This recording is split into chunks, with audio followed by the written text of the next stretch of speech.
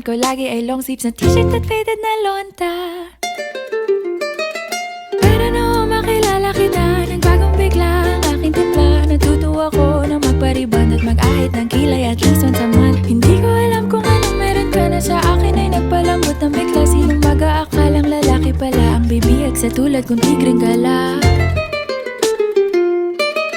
Kahit ako'y titibo-tibo, puso ko ay titibok-tibok pa rin sa'yo.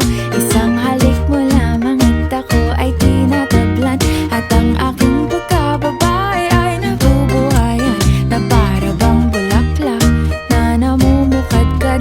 Dahil alaga mo sa dilig at katamtamang sikat ng araw-araw mong pag-ibig sa aking buhay.